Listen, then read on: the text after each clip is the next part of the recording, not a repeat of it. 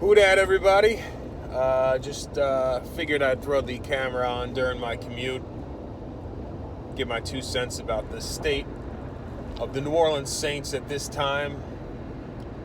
The good news is, for those optimistic Saints fans, as the camera kind of dances around on me. Sorry, you're sitting in my cup holder. But the good news for the optimistic Saints fans is this ain't over. You know, even with the loss yesterday, we've still got a shot to win this division. The bad news for all the other fans is this ain't over. Like, we've still got at least 2 more weeks of this, which, I'll be honest with you, I'm never going to root against the Saints. I don't care if they're 0-14, 0-16, heading into the week 17. Nope. I'm not going to root against the Saints. It will bother me less that the Saints lose, knowing that you're just moving up in the draft, and we actually have a first-round draft pick this year, which is nice. So it would bother me a little bit less if they lose and your expectations aren't as high, but I'm not going to root against them. As far as the game last night, look, there's plenty of blame to go around. That false sense of, hey, we got a shot at this toward the end of the game. I don't know. I had already come to the conclusion that we lost that game when it was 30-7. So them coming back, it was good to see that they've got heart and they weren't going to lay down for anybody, but it didn't get me emotional at the end of the game because the expectation was that we were going to lose anyway. So, I had already gone through the pain earlier in that game. As far as Derek Carr is concerned, I'm not blaming Derek Carr. I'm sorry. The stat line was good, and I know a lot of people are going to say, a lot of the yardage or completions or even the touchdowns came in garbage time. Absolutely, 100%. But the Saints were down 10-0 before you could bat an eye at them because the offensive line couldn't block anybody. Eventually, they started to figure things out. But, the offensive line did not have a good start to that game. And this team is not the kind of team that's going to, come from that much of a deficit down. I mean, that was only 10 points at the time, but come back from that much of a deficit and get over the hump and win these kind of games against opponents with, I'm not even going to say good records because the Rams were 7-7, decent records. Unless it's somebody that they should beat the snot out of anyway, they're not coming back from some of these games. And to put it in the word that John O'Barnes uses is purgatory. That's where we're at, for sure. We're in purgatory because it's not only the coaching that's going to keep us there, but it's the squad itself. Like, you've got a couple of guys that are just going to age out of this. You've got to replace those. Derek Carr might win you some games or might help you win some games, but he is not one of these quarterbacks that's going to win you games on his shoulders. Like he's the reason. He can be good. You give him time, he can be good. But again, he's not one of these top third quarterbacks. He's obviously not young either, so he's not good with his feet. So he is what he is. So to me, the goal should still be, look, I don't know. There are pieces that need to be built on both sides of this defense, both sides of the ball, offense and defense. I don't know if there's a great offensive lineman toward the top of the draft. Maybe to me, drafting a quarterback. There's a lot of good quarterbacks though. I just want more picks, especially in the first couple of rounds, because there's a lot of holes that need to be filled. And not to pick on Cam Jordan, because let me tell you something. if there's any player on this entire roster right now that has earned the grace of Saints fans, it's Cam Jordan. It's not even arguable that he's the greatest defensive lineman in Saints history. Possibly the greatest defensive player in Saints history. But all I'll say is this. If you took the same exact stat line and the same exact production that Cam Jordan is putting up this year, and then just switch that to be Marcus Davenport's name, Saints Twitter would be losing their shit saying, get rid of this guy. He's no good anymore. You know, we dumped 2 first rounds on this guy. So, yeah, it's tough. When I tell you I'm a Cam Jordan fan, I am a monster Cam Jordan fan. Love that dude. On the field, off the field. I mean, he's a great person to the community. He's funny as all hell. And he's been a great player for a lot of years.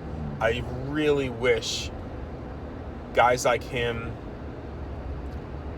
maybe even Kamara, I just wish these guys had an opportunity to go get themselves a ring, because it's not going to happen here. And for Kamara, he's still young enough that maybe he'll be around for the next come up for the Saints if they can start to turn that around. But it's not going to be for another 3-4 years. I mean, there's just too many things that need to happen. But the very top of the list, if you're still sticking with me on this rant, for the very top of the list on every Saints fan's wish list this year, this coaching staff is done. How the hell do you go into a game where playoffs are potentially on the line? Jimmy Graham doesn't get a sniff, although all he does is catch touchdowns. Jimmy Graham doesn't get a sniff of the field. Taysom Hill combines for a total of 2 yards on 2 rushes. 2 yards. No receiving at all. No, 2 yards. Alvin Kamara, 35 yards. He should have 35 yards in the first quarter. Like, get this guy some space and let him do what he needs to do. It's like running him into the back of the offensive line does nothing. You're basically just dumping him right into Aaron Donald's arms. Like, get this guy a little bit of space, and the offensive line, can you please hold your blocks long enough to get Kamara on the other side of you, the other side of the defensive line? That's not a huge ask. That's a couple of seconds. Kamara's not slow. Just, it's really, really upsetting. I mean, Olave, he got over 1,000 yards again for the second time in his young career. Good to see him back on the field. Good to see him and Carr have good chemistry and get at each other early and everything like that. But again, there's a couple of drops that he makes. And then speaking of drops, Juwan Johnson. Like, Juwan Johnson, to me, I don't know. Is he like, I don't want to say Traquan Smith, but like, Traquan Smith sometimes used to make these catches that you're like, how in the hell did he make that catch? And then the next drive, something would hit him between the numbers, and he'd just cough it up and drop it on the ground. Juwan Johnson, some of the time, sometimes he just makes catches that, he made a couple of catches yesterday that I was like, holy shit. And then other times he's dropping the ball that I'm just like, come on, dude. Like, we don't have the advantage of being able to afford drops like that. We got to take advantage of every opportunity we can to keep up with some of these teams that are just like middle of the pack to a little bit above that. Forget about the great teams. Like San Francisco would come into New Orleans and drop a 50 burger on them and give up nothing. I mean, like, so we're nowhere near the top, nowhere near where we need to be to contend for an actual title. But we can't even compete with some of these like better half teams. It's just a tough spot.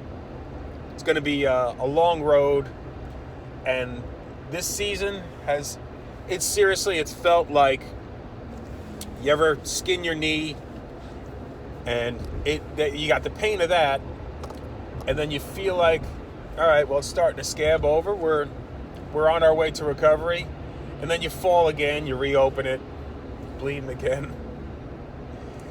Put a Band-Aid on it, start to feel better, and you go to bend over to pick something up, the scab splits, you've opened it again.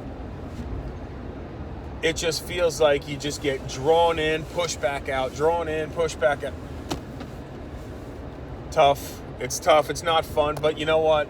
Someday we're going to look back at this just like we look back at the Ditka era or some of these other eras. Just be like, yeah, it was a tough time, but I'm glad we're in a better place now. The Dennis Allen era is exactly that. I don't know if this is 1,000,000% Pete Carmichael has to go. 1,000,000%. You can't not get your best players, your most productive players, your most proven players this season. I'm not even talking about, Jimmy Graham of 2011. No, I'm talking about Jimmy Graham this year has proven he's the most valuable tight end pound for pound on this team. How he doesn't see the field more is just another one of those mind-boggling things. It's almost like the coaching staff sees what everybody says on Twitter, and they're like, you know what? No, we're going to show them that we're smarter than they are. No, motherfucker, you are not smarter than we are. You can't figure any of this stuff out. Tiring, man, tiring. So Pete Carmichael, he needs to go. And Dennis Allen, I don't know if ownership and Mickey Loomis is going to get rid of him, but to me, the whole way up, right up to Gail, not including Gail. We'll give Gail some grace if she can start to steer the ship in the right direction. But Pete Carmichael, Dennis Allen, to me, the entire coaching staff, just clean slate the whole thing, because these guys don't know what to do with the players that they've got. And then Mickey, he can go too. Just again, same thing. All the good grace that he created for himself during the Sean Payton, Drew Brees era is gone, because he continues to allow Dennis Allen to just steer this ship into a giant ocean of mediocrity. So there it is. There were some really good standout players last night. Pete Werner played good. Bowden played good. Shaheed played good. There were some good ones, but tough watch overall again.